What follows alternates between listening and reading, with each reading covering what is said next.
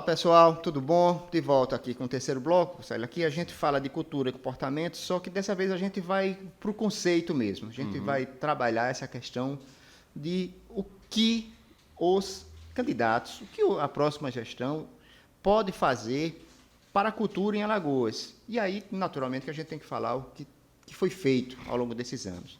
A cultura é considerada um patinho feio, uma secretaria menor, aquela secretaria que dá ao menor partido da legenda, ou a mulher de alguém, ou a esposa de alguém. Ela, historicamente, ela tem tido esse papel, um apêndice lá que você... A secretaria sem dinheiro, que ninguém quer. Engraçado que em algumas gestões o pessoal sai tentando distribuir a Secretaria de Cultura e ninguém quer. Ninguém quer. Mas só que a cultura se modernizou. Hoje ela é um traço importante. Alguns gestores já identificaram isso. De ambas as ideologias. O ACM Neto é um exemplo na Bahia, que abraçou a questão da cultura e tudo mais. Mas aqui, o que é que tem que ser feito? Para onde os candidatos, que falam muito pouco, é bem verdade isso, falam muito pouco, nenhum deles apresentaram um plano ainda consistente, o que é que eles têm que fazer para fomentar a cultura local? Eu sei que você tem vários amigos de diversas áreas, de diversos segmentos da cultura local. O que é que a cultura alagoana quer? Para lembrar, o ex-presidente Lula, né, candidato Lula, veio a Maceió há pouco tempo e um dos encontros, o encontro principal foi com o meio cultural, da arte e da cultura de Alagoas, né? Músicos, enfim, escritores. Que às vezes serve muito bem na campanha, mas na hora... Exatamente, essa é uma coisa, rapaz, bem curiosa, complicada. O Bolsonaro acabou com o Ministério da Cultura, voltou a ser secretaria. Aliás, esse era um dilema, né? Desde que eu me entendo de gente, que posso votar nos estados, nas prefeituras e a União. A cultura é ministério, é secretaria, ou não é secretaria, é fundação. Ou às vezes estava, durante muito tempo, aqui foi secretaria da educação e cultura, né? Era uma coisa só. A cultura ali, aí ninguém sabia o que era o quê, enfim.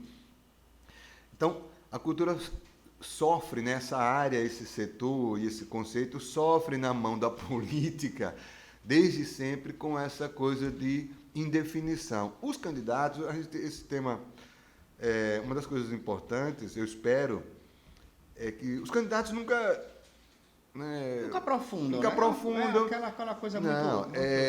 proposta para segurança, né? Uma ala como, sei lá, essa ala bolsonarista, ou um delegado desse aí como Fábio Costa, que é vereador e quer ser mais alguma outra coisa, essa é outra tranqueira. Bota uma linha. Fomentar a cultura local. Pronto, exatamente. Esse é o plano. Estão preocupados com a segurança, que é armar, dar tiro, prender, arrebentar. O outro diz que vai construir não sei o que lá, abrir estrada e tal. E a cultura, no fim, o cara vai fomentar a cultura, ou faz aqueles textos genéricos e tal. Então, os candidatos, eu espero, né, que os nossos candidatos a governador, ninguém falou disso ainda, que é que eles têm realmente... É importante, o Lula veio se encontrar com esse segmento. Isso é bem sintomático, né? Curioso. Porque também é um setor... Agora, não pode confundir também uma panela... Não, lógico. Como já aconteceu aqui em Alagoas. Aspas, formadores de opinião, que têm alguma influência e tal, com realmente a política de cultura, né? Você tem de várias áreas. Você tem a coisa dos equipamentos culturais, é uma coisa básica... Mas nem isso o gestor público consegue tratar direito. Em Alagoas, historicamente, nosso Teatro Deodoro ficou mais de uma década fechado nos anos 90. Não existe um teatro na periferia, né? Não existe. Não existe nada, uma concha, nada. Exatamente, cara, exatamente. Fica aí o prefeito de Maceió construindo skate gigante e tal, essa coisa toda, cadeira, mas você lembrou bem, pois é, uma concha, um teatro pequeno, equipamento mais... menor, né? Mas para atender, e menor que eu digo, você pode diversificar. A outra coisa é entender a cultura como se... Então, Teatro Deodoro, isso aqui não é importante, não pode ficar... Hoje tem pessoas lá que eu respeito, que são sérias, até onde eu sei não, tirar essa ressalva, são pessoas sérias, estão lá tocando, não sei qual é a estrutura de trabalho que eles têm, qual é o apoio que tem, né? Não importa quem, enfim, não deve ficar refém de uma linha política e tal. Então, o Teatro Deodoro, que anexo ali ao Teatro de Arena, Mas e o Gustavo Leite, lá no Centro de Convenções, a gente precisa ter esses lugares, ainda assim, eles precisam ser muito mais movimentados, ter uma agenda permanente. E uma agenda permanente que contemple a produção local, não a defesa provinciana do artista local, não é isso, né? Mas a produção, as pessoas produzam aqui, que tenham condições de produzir e ocupem os espaços, né? Eu acho que é uma coisa ainda muito, muito carente, o teatro, o audiovisual, né? O cinema, que é uma coisa hoje que, inclusive, barateou fazer. Isso. Né? Teve aquele projeto Cinema nos Bairros, que era um projeto interessante, mas muito... Exatamente. Porque antes você, para fazer um filme, né, tem que ter todo um aparato gigantesco, negócio. Hoje não. É uma coisa de... Claro que tem um custo, dá trabalho e tal, mas muito menos do que já foi, sim, por causa do avanço digital, etc. Então tem que incentivar esses setores, acho muito pouco. E a outra coisa é não confundir, né, a coisa da cultura simplesmente com fazer festival em fim de semana e show com artistas com cachê milionário que leva a multidão. É uma festa, as pessoas gostam, eu vou lá e tal, mas não é isso. Não é isso que vai fortalecer isso o segmento, ou o setor, a cultura. Os gestores, né, usam isso até porque é uma forma fácil de... Não estou acusando ninguém agora. Uma forma fácil de ganhar dinheiro, porque você não tem um processo licitatório e tal. E aí a gente já discutiu isso longamente aqui, R$1.800.000 no artista, né? E no audiovisual também isso acontece. Às vezes você vê uma figura como o Cacá Diegue, chega aqui e ganha todo o dinheiro do audiovisual alagoano numa obra só. Então, para isso você precisa de um programa, para isso você precisa de um planejamento, para isso você precisa... E é justamente isso a gente não viu ainda, faltando 65 dias para nenhum candidato abrir a boca para falar sobre, olha, a cultura alagoana vai ser assim. Isso não surpreende, né? Não surpreende. Além disso que eu falei, dessa coisa dos espaços que já existem, tem o Museu da República, tem lá o memorial ao Teotônio Vilela, o pai. Museu de História Natural. Esses lugares, cara, você passa por eles, é uma coisa melancólica. Eles estão sempre com a aparência de negligenciação, vítimas da negligência. E a impressão que dá, e isso é que é a tragédia maior, é que falta tão pouco para dar uma revigorada e não acontece. Eu vou chutar aqui coisas que a gente tem do Estado, por exemplo, a imprensa oficial Graciliano Ramos. Ali está outro grande espaço que Alagoas tem, com pessoas competentes na ponta, na linha lá, na edição dos livros e das revistas e tudo. Mas é 3x4, o gestor é um político, como é hoje, não sei nem quem é. Mas é alguém nomeado e tal para fazer, para ocupar a sua cota. E ali é um lugar extraordinário de produção de texto, de palavras, que vale...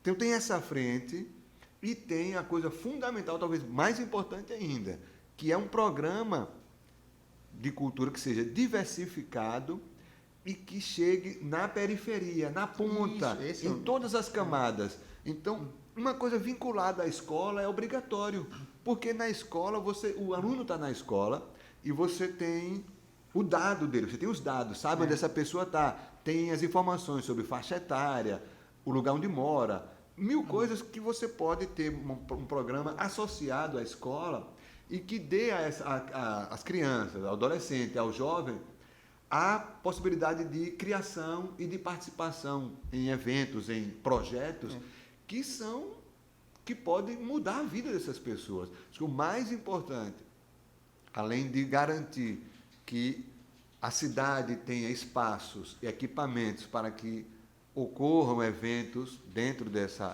na área da cultura, falta, e eu acho, não sou nem otimista, infelizmente, nisso aí, mas espero que aconteça, que alguns candidatos se toquem, apresentem realmente programas para valer, que mexam com a vida das pessoas na grota, na periferia, nos bairros, que elas se sintam integradas, né?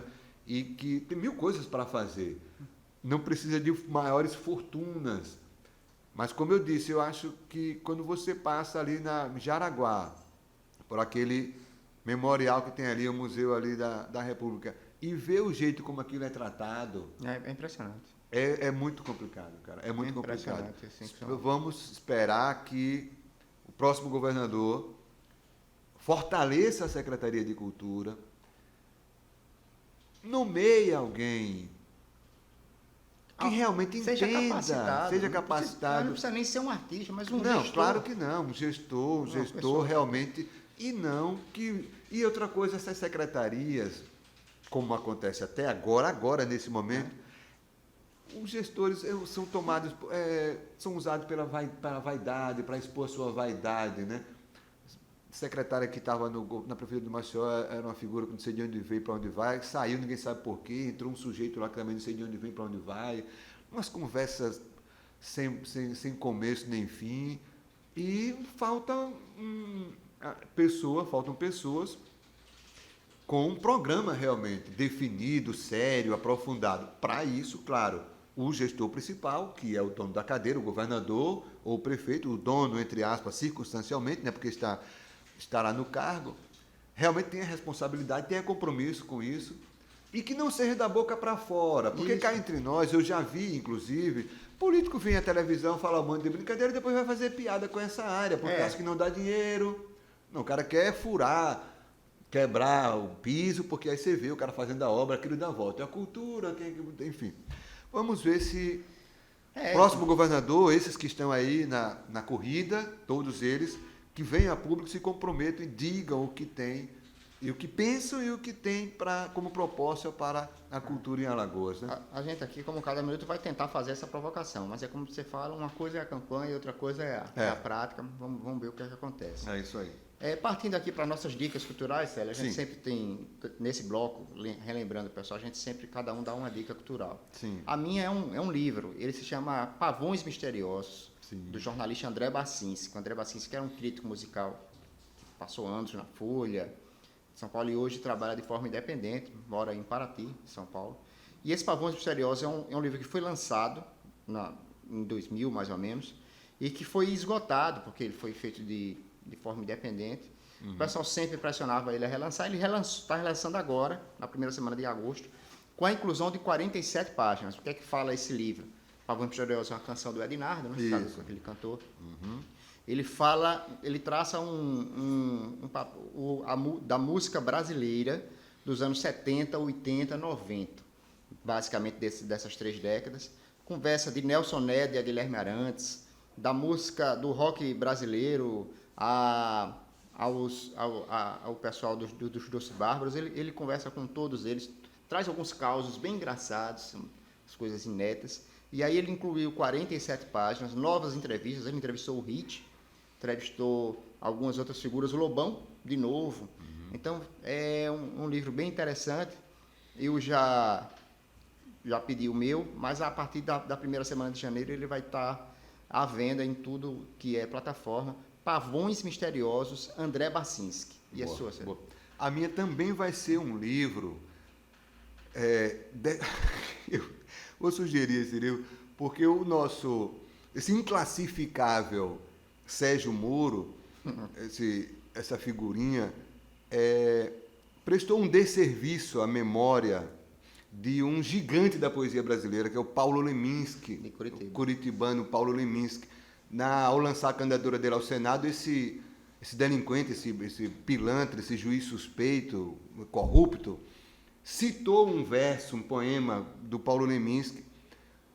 A viúva do poeta, também poeta Alice Ruiz, veio a público indignada, com razão, né?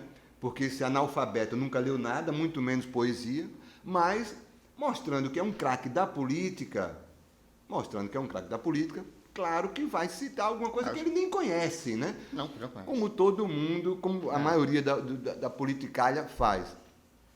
Então, para quem viu o Sérgio Moro citar o Paulo Leminski, é bom que não associe o Leminski a esta figura deplorável. Pelo contrário. Então, eu recomendo com ênfase, porque o Paulo Leminski está na minha vida há décadas, um livro toda a poesia, da editora Companhia das Letras, foi lançado já há algum tempo, alguns anos, é fácil de encontrar, reúne, como o título já disse, toda a poesia do Leminski, que morreu jovem, aos 40 e poucos anos, 47, salvo engano, em 1989, e é um cara, um nome que Leminski conseguiu aliar profundidade e ser pop ao mesmo tempo, Não, sabe? Exatamente. Então eu recomendo Paulo Leminski. Esqueçam o Sérgio Moro, que é deletério, prestou esse desserviço, querendo sujar o nome do Leminski. Não tem nada a ver com... Leminski era um revolucionário nato, Poeta urbano. rebelde, eu não gosto de outsider. rótulos, não. Odeio rótulos. O Paulo Leminski, ele está acima desses rótulos. Eu também sou fã, então eu Que fico... bom. Então, Paulo Leminski é a minha recomendação. É isso, gente. Então, um grande abraço em todos. Leiam Paulo Leminski, leiam André Bacinski, exerçam a democracia, lutem por ela. Esse é o recado que a gente dá. Até a próxima semana e um grande abraço.